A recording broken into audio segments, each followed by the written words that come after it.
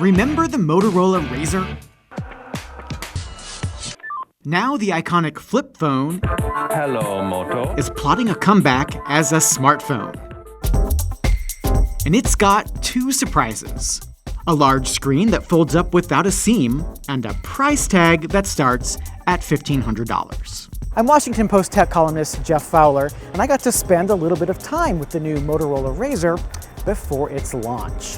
Does the trip back to 2004 help justify the hefty price tag? And will it recapture the feeling of snapping closed the original? We'll see. Bringing back the flip phone isn't just about nostalgia for a bygone era. The original Razr was popular because it was small, one of the first phones you could fit in your pocket. And because it did this. Still so satisfying. Well, we're back in an era where people are struggling with giant phones. Look at the size of this thing. Even normal-sized smartphones are very tall and wide. The new Razr has a screen that's just as big, 6.2 inches measured on the diagonal, but it folds up to be half as tall. That means it's easier to slip into a pocket, and is just as thin as the original. Opened up, it still has a chin at the bottom to grab onto.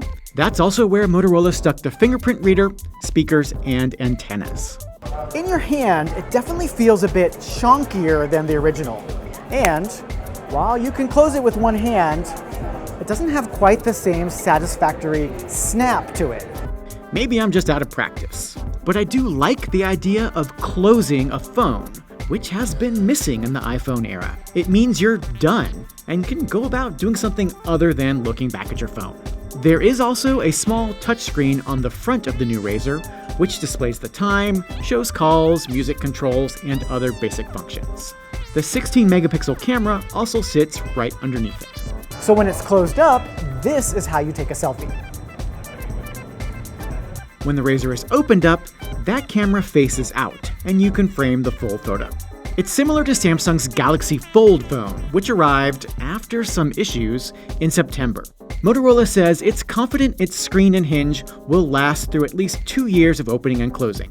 Unlike the Fold, there's no gap when you close up the new Razr, which should help protect the screen. Motorola will repair broken parts within the first year, and screen replacements after that will cost you $300. So there are a couple of compromises that come with this design. There's only the one outward-facing camera that doesn't seem very responsive, and other phones that cost more than $1,000 now have at least 3 cameras. Then the Razr battery had to be split up into 2 different pieces, which Motorola says will last all day, but didn't offer any specifics. There's no headphone jack here either.